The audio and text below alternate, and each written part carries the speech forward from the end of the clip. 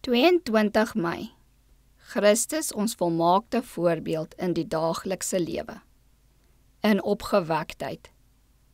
Maar nou vermaan ek julle om moed te hou. Handelinge 27 vers 22. Jesus het in die huis van 'n arm man gewoon, en hy het opgeruim en getrou sy deel bygedra om die laste van die gesin te dra. Jesus het met opgeruimdheid en tak gewerk. Dit vereis baie geduld en geestelikheid om Bybelse godsdiens in te bring in die huis en in die werksplek, sodat ons die druk van die wêreldse besigheid kan verduur en nog enkel vir die heerlikheid van God kan lewe. Dit is waar Christus se helper was. Hy was nooit so behep met die sorge van die lewe dat daar geen tyd vir hemelse dinge was nie. Dikwels het hy uiting gegee aan sy vreugde deur psalms en hemelse liedere te sing. Baie maal het die bewoners van Nasaret sy stem gehoor in lof en danksegging aan God. Hy het in sang gemeenskap met die hemel gehad, en metgeselle wat gekla het dat hulle moeg was van die werk, is opgebeur deur sy sang.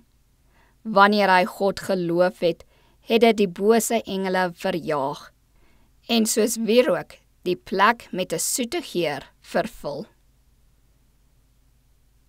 Moenie frons en knies as 'n taak van u vereis word nie, maar dra blymoedig die klein lassies.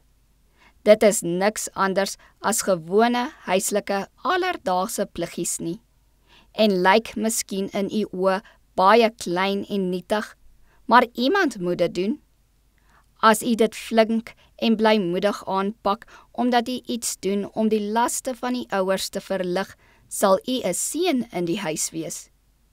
U weet nie hoeveel goed u kan doen, deur altyd 'n opgewekte, sonnige gelaat te hê en op die uitkyk te wees vir geleenthede om hulpsaam te wees nie.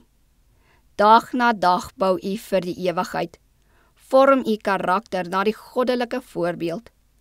Weef daarin al die vriendelikheid, bedagsame gehoorsaamheid, moeite en liefde wat u kan. Kweek 'n wakker simpatie aan. Sorg dat u altyd 'n opgewekte, gelukkige gelaat het en wees gereed om vir diegene wat u bystand nodig het, hulp aan te bied. God sal noukeurig elke daad opteken wat tot verheerliking van hom gedoen word. En in die groot dag van afrekening sal u heerlik beloon word.